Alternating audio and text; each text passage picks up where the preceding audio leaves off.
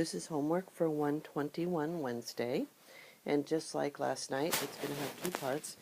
In the first part of the homework, you're going to complete C, D, E, and F on the same problem that you were working on the night before. It's not on the same worksheet. It's actually on the one that has a 3 at the bottom, but it's about the same problem. So all these questions you're looking at are referring to the peanut butter sodium content and price graph that you found the equation for last night and put the line of best fit in. Okay, so the second part is that you're going to do some inequalities, and they will be following this part of the worksheet. I want you to turn the video off, try to answer these questions, and then turn it back on and check yourself.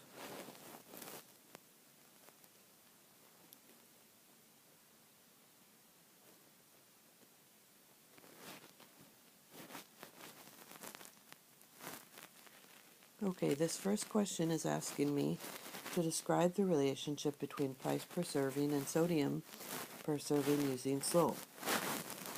I always start sentences when it's talking about what does slope mean in the context. Remember that we contextualize and decontextualize things by putting them into real life situations or taking them out of. Well, in this problem, we're talking about the price per serving in cents on the X, and on the Y you're talking about the sodium per serving in milligrams. So they're asking you to compare what happens when the cents that you pay per serving increases to the amount of sodium. Well, looking at the graph, you can see that for every 1 cent per serving, sodium decreases by what our slope was. Our slope was 2.9, and that's it.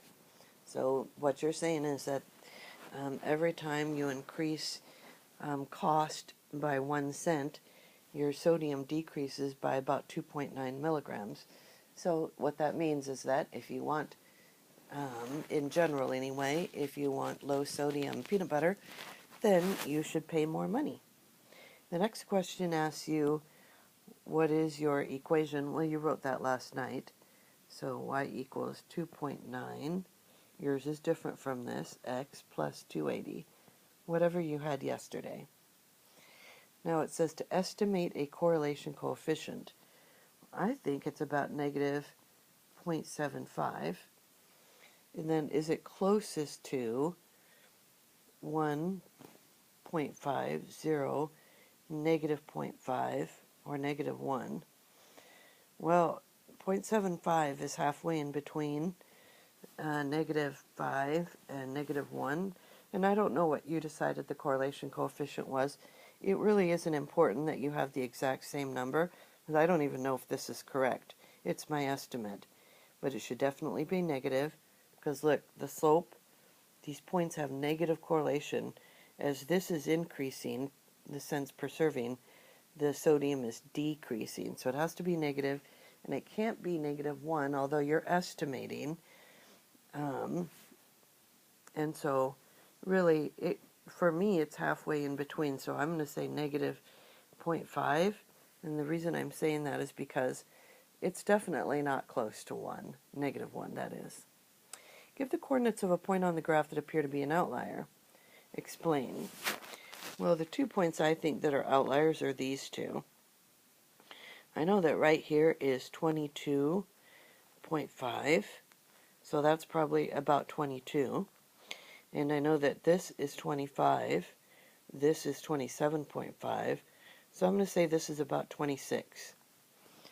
So I'm going to give you 2 points. You have to give one. 22, 0, and 26.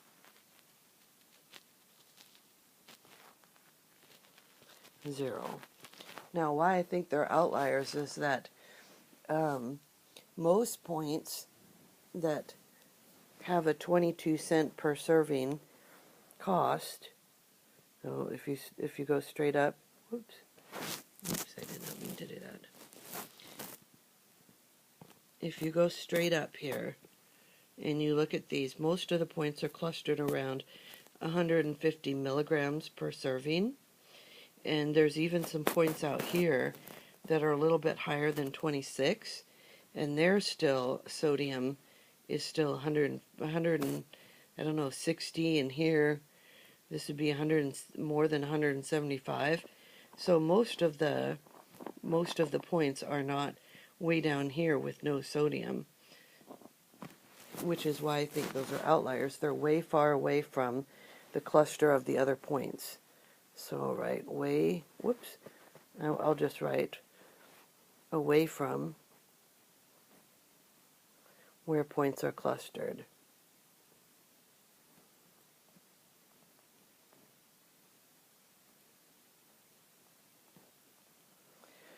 Now you're going to do two inequalities, and you're going to do them on the back of this worksheet. So turn it over, and let's do some inequalities. Copy this down. Don't forget you do need a number line with this. Do the problem on your own, turn the video off, and then check your own answer.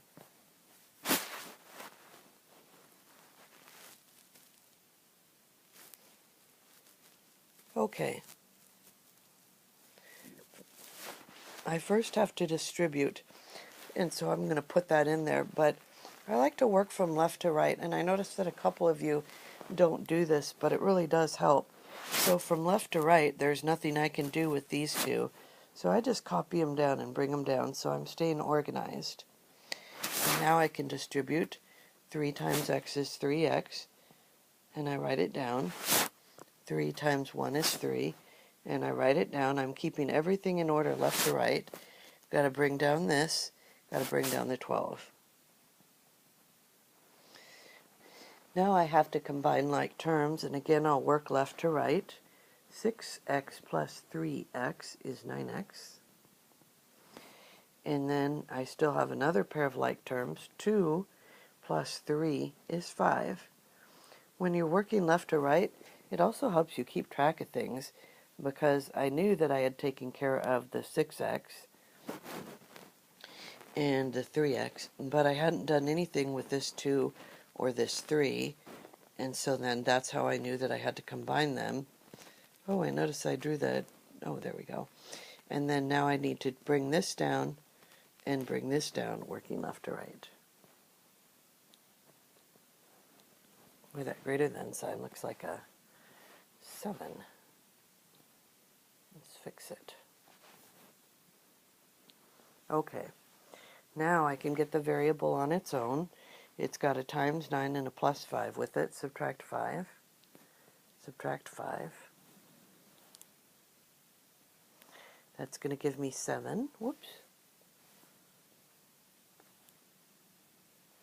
Bring down your sign. And this, of course, cancels. 9x. Divide by 9. Divide by 9. When you do 7 divided by 9, you get 0.777777.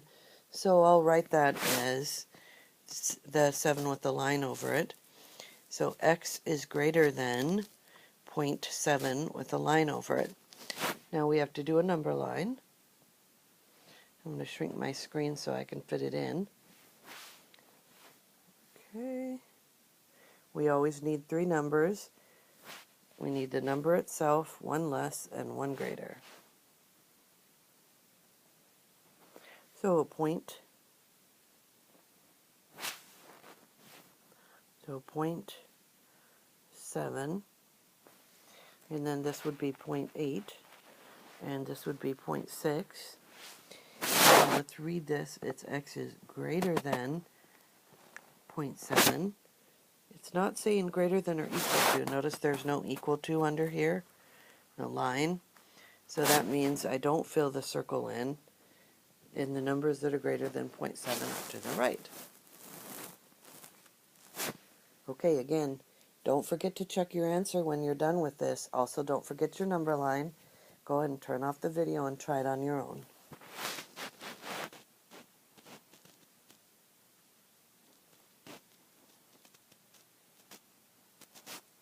Okay, let's work from left to right. First, we have to distribute. That means to multiply. 3 times x is 3x. And 3 times 4 is 12. I'm working left to right. I've taken care of all of this. What comes next is this. Copy it down because you haven't done anything with it. Is greater than 20. Now I'm looking for combining like terms. Right there. 3x plus negative x is 2x. Working left to right, I have to copy down my plus 12 because I didn't do anything with it. And my greater than 20. Okay, now I'm getting the variable by itself, so subtracting 12 on both sides. 20 take away 12 is 8. That cancels because a positive 12 minus 12 is 0. 2x, divide by 2, divide by 2, x is greater than 4. I still have to do my number line. And remember that you need 3 numbers on your number line. You need your actual number, 1 less, and 1 greater.